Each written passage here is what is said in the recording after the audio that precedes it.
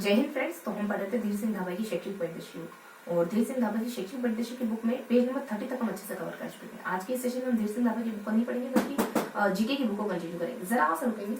तो आज के सेशन में हम जीके की बुक को कंटिन्यू करेंगे। जीके में हम देखो हम 10th है 9th 6th 7th 8th तो इन मतलब जो भी किताबें हमारी राजस्थान जीके की चलती है उसको पूरा कंप्लीटली पढ़ चुके हैं। पहले वाले सेशन आप विजिट कर सकते हैं, देख सकते हो। ठीक है, आज के सेशन में बेसिकली हम 9th है 8th है 6th 7th इन चारों बुक्स को वापस से रिकॉल करने की कोशिश करेंगे। पिछले वाले सेशन में हम कक्षा 10th की बुक को रिकॉल कर चुके थे और आज के सेशन में हम 1 सेकंड रुकेंगे ना। जरा सा देखो, परिस्थितियां आती रहती है और हर बार परिस्थितियों का बहाना बना के निकल जाना अच्छी बात नहीं है ना। तो कंटिन्यू करेंगे, 1 मिनट रुकेंगे।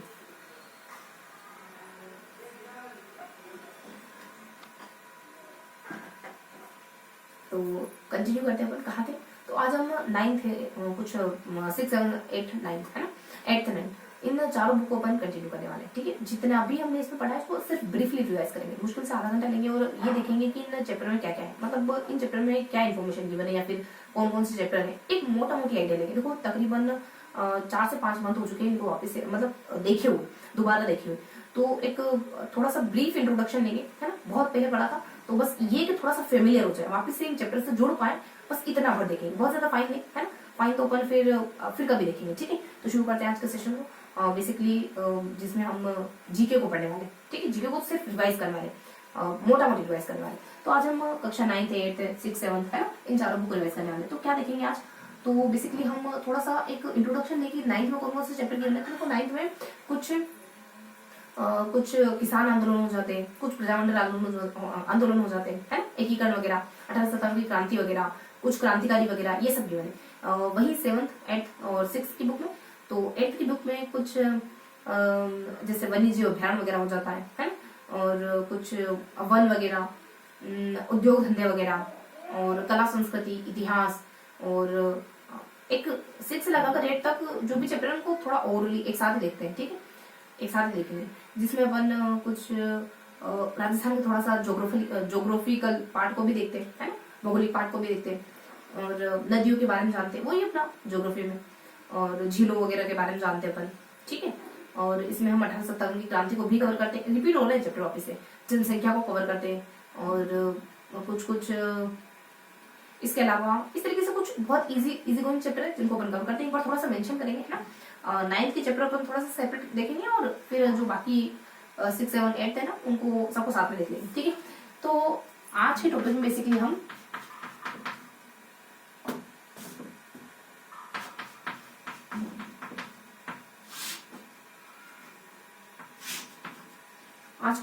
कौन कौन से चैप्टर कवर करेंगे। तो कुछ क्रांतिकारी वगैरह हो जाते हैं, क्रांतिकारी है, देन कुछ 1857 की क्रांति है, देन प्रजामंडल आंदोलन है, देन किसान आंदोलन है, देन आदिवासी आंदोलन है। इसके अलावा कुछ एकीकरण हो जाता है, है? ये सब कुछ हमने पढ़ा था। वहीं अगर बच्चों की बुक की बात करें तो इसमें हम वनों के प्रकारों के बारे में पढ़ते हैं, इतिहास के बारे में पढ़ते हैं, इसके साथ अपन कला और संस्कृति को पढ़ते हैं, उद्योग धंधों को पढ़ते हैं।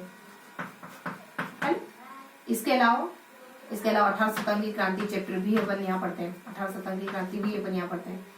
इसके अलावा वन्य जीव अभ्यारण्य, वनों के बारे में लिखने हैं, वन्य जीव अभ्यारण्य साथ में था चैप्टर, वैसे तो वन्य जीव अभ्यारण्य हो जाता है। इसके अलावा हम कुछ आधारभूत क्रियाओं के बारे में पढ़ते हैं, शिक्षा स्वास्थ्य, ये सब आधारभूत क्रियाएं, है ना। ये तीनों बुक में एक साथ बता रही हूँ, है ना, आधारभूत क्रियाएं। इसके अलावा हम कुछ वन हो गया, इतिहास, कला संस्कृति, उद्योग धंधे, 1857 क्रांति, वन्य जीव अभ्यारण्य वगैरह हो जाता है। आधारभूत क्रिया हो जाती है ना। और कुछ बस मोटा मोटी ये अहम चैप्टर थे जिनको अपन देखते हैं। अब इनके बारे में थोड़ा सा इंट्रोडक्शन देते जाना है। क्रांतिकारी में क्या देखते हैं, क्रांतिकारी में हम बहुत से क्रांतिकारियों के बारे में पढ़ते हैं, जैसे विजय सेतुपति हो जाता है, अर्जुन सेठी हो जाता है, और कुछ एक बाल मुकुंद बिस्सा वगैरह हो जाते हैं, और सागर मुलगोपा वगैरह हो जाते हैं।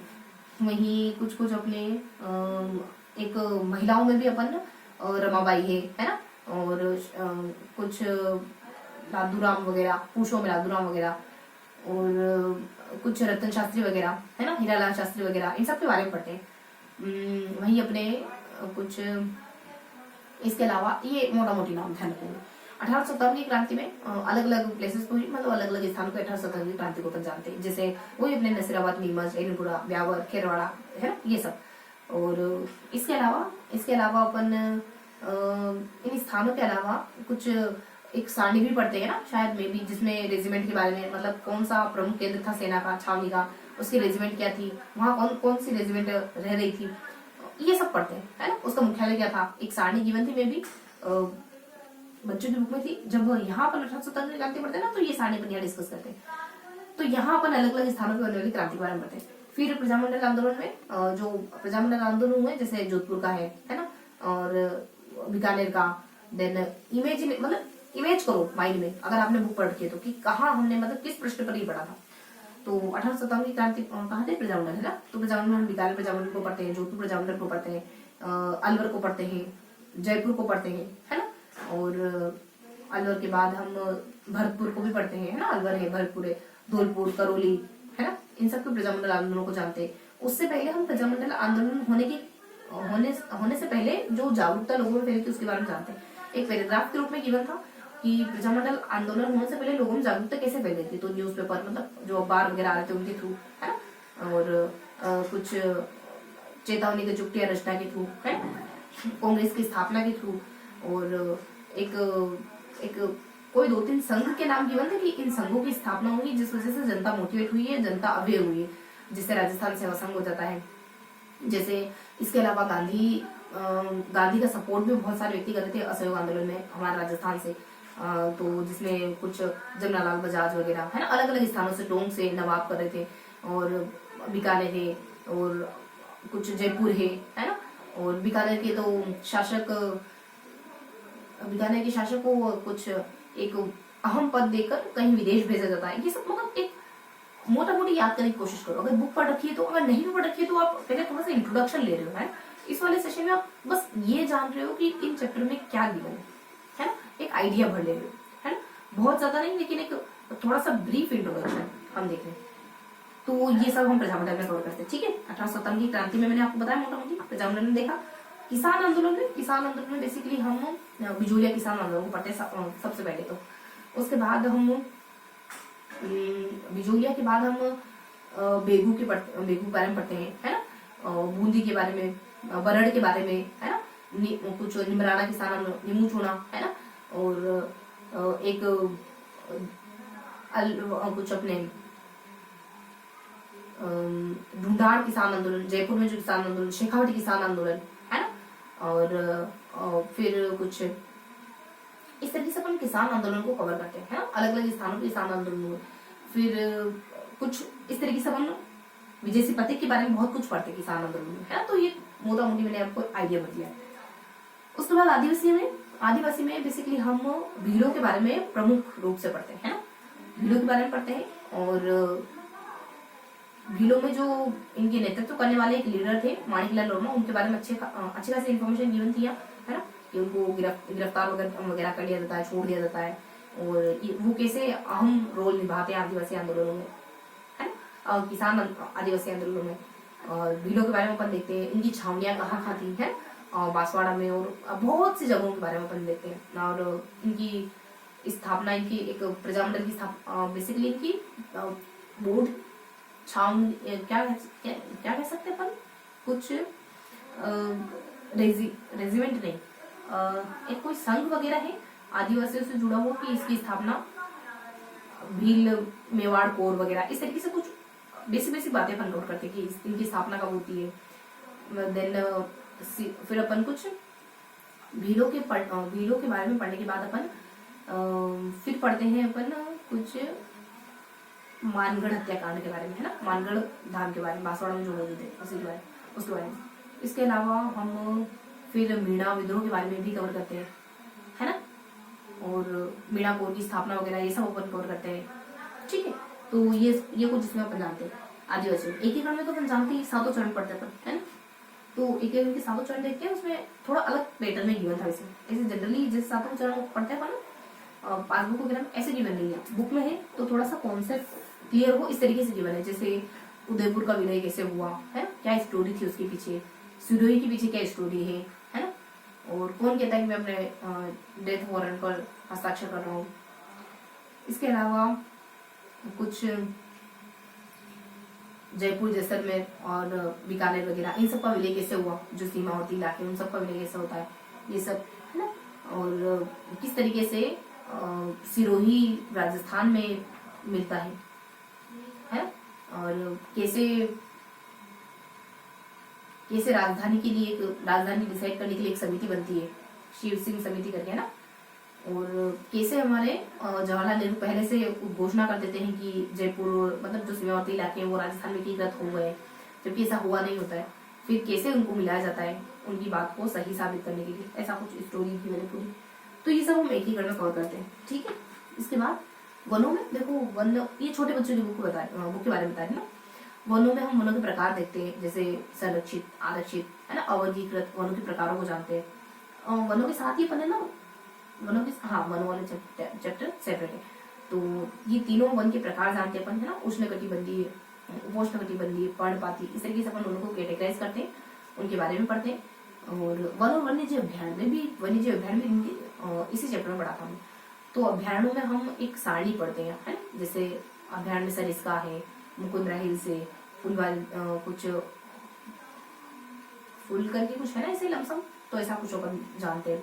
इसके अलावा अपन जमुआ रामगढ़ के बारे में पढ़ते हैं, है ना, कुंभलगढ़ के बारे में पढ़ते हैं। ये पाली जो राजसमंद है, राजसमंद में कौन सा अभ्यारण्य है तो उसके बारे में अपन जानते हैं।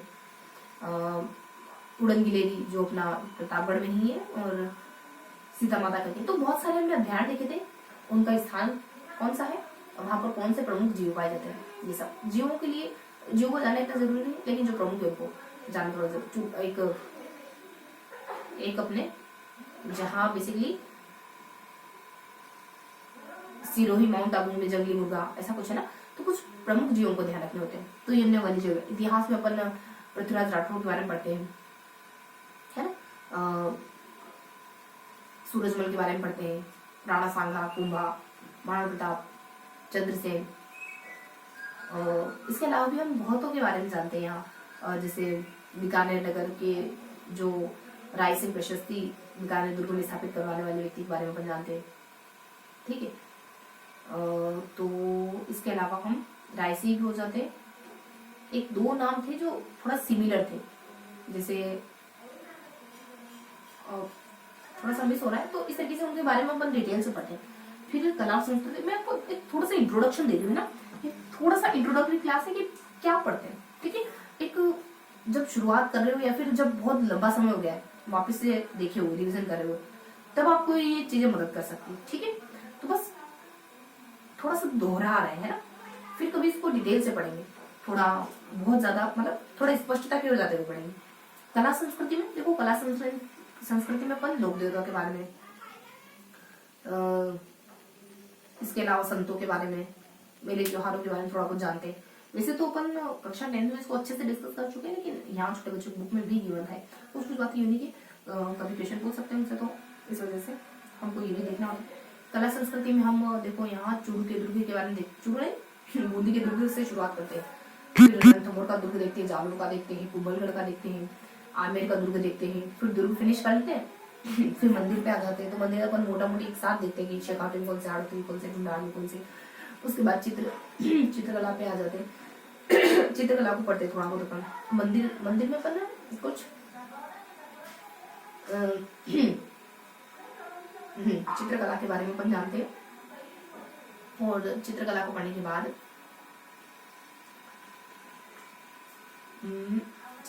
हम फिर कुछ देखो, चित्रकला में अपन ये जानते हैं कि कौन सी चित्रशैली की विशेषता क्या है?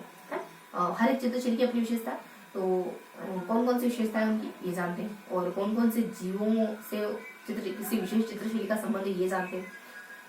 इसके अलावा रंग की प्रधानता कौन सी ये जानते हैं, है ना। मंदिरों के बारे में भी जानते हैं अपन, थोड़ा बहुत कि अमुक मंदिर कहाँ कहाँ है, 4 से 5 मंदिर के बारे में गिवन था, एक बॉक्स बना के और फिर बताते हैं कि ये मंदिर यहाँ है, ये मंदिर यहाँ, ऐसा करके कुछ है ना। जैसे गढ़ एक 4 भुजा मंदिर है ना, ये राजसमंद में करके है ना, और एक ऐसा ही कुछ मंदिर है ना। और इस तरीके से अपन मोटा मोटी जानते हैं। उसके बाद उद्योग धंधों में देखो, सीमेंट उद्योग के बारे में, कांच उद्योग के बारे में, सूती वस्त्र उद्योग के बारे में, और फिर कुछ कृषि आधारित उद्योगों के बारे में है ना। ये सब अपन यहाँ कवर करते हैं। धातु उद्योग है ना। और 1857 की क्रांति में देखो, यहाँ जो मैं आपको पहले बता रही थी ना साड़ी, वो साड़ी यहाँ है कि छावनियाँ कौन सी, इंडियन मुख्यालय कौन से, और वहाँ कौन से रेजिमेंट निवास करती है। इसके अलावा यही अलग अलग स्थानों पर हुई क्रांति, नसीराबाद, नीमच, एनपुरा, कोटा है ना। और ये सारी बातें वन्य जीव अभियान में मैंने आपको पहले बता दिया। आधारभूत क्रियाओं में शिक्षा, स्वास्थ्य, बहुत कुछ नहीं लेंगे, छोटे बच्चों की किताब है तो शिक्षा है, स्वास्थ्य है, डाक सेवा है, बैंक है, रोड है ना, ये सब पढ़ते हैं। इसके अलावा पर्यटन, एक छोटे बच्चों में यहाँ पर्यटन चैप्टर भी है, जिसमें अपन पर्यटन में क्या कवर करते हैं। बेसिकली पर्यटन में पहले तो अपन मार्ग मतलब मार्गों के प्रकारों को जानते हैं, सड़क है, रेल है, वायु है ये सब। इनके बारे में थोड़ा थोड़ा जानते भी हैं। वायु परिवहन के बारे में हल्का हल्का, मतलब हवाई अड्डे कहाँ है, सड़क परिवहन के बारे में है कि सड़क में तो कुछ प्रकार होते हैं, अंतर्राष्ट्रीय, राज्य और जिला करके। और रेल में फिर अपन प्रमुख रेल, मतलब रेल कहाँ चली थी पहले, और राजस्थान में, भारत में, और इसके प्रमुख जोन और ऐसा कुछ जानते हैं। ठीक है। इसके बाद कौन कौन से पर्यटन स्थल प्रमुख है उनके बारे में जानते हैं अपन। तो ये अपन पर्यटन का और चैप्टर कंप्लीट करते हैं। इसके अलावा से कौन से चैप्टर, देखो धातुओं के बारे में बढ़िया से पढ़ते अपन। धातु के बारे में अच्छा सा एक चैप्टर आता है अपनी छोटी बुक्स में ही, बच्चों की बुक में, जिसमें अपन ये देखते हैं कि कोयला है ना, और लोहा, तांबा और टंगस्टन, अभ्रक, जिप्सम, ये सारी चीजें कहाँ पाई जाती है, इनसे इनका इस्तेमाल किन कार्य हेतु होता है, ये सब अपन जानते हैं। ठीक है। इसके अलावा हम ये सब पढ़ते हैं अपन धातुओं में। ठीक है। और फिर कोयले को अपन, मतलब बहुत सारी चीजों को अपन सेपरेटली भी देखते हैं। कोयला वगैरह कहाँ पाया जाता है, कितने प्रकार का होता है, और इसके अलावा कुछ बायोगैस के बारे में जानते हैं, सौर ऊर्जा के बारे में जानते हैं है ना। और कुछ फिर अपन इस तरीके से धातु वाले चैप्टर पढ़ते हैं है ना, कि धातु है। फिर ऊर्जा के बारे में भी पढ़ते हैं, में भी नवीकरणीय, गैर नवीकरणीय। हाँ, ये तो इस चैप्टर में क्लासिफाई था कि कोयला किस नवीकरणीय में आता है या अनवीकरणीय में। तो धातुओं में कुछ मोटा मोटी मैंने आपको एक आइडिया दिया सिर्फ, है ना।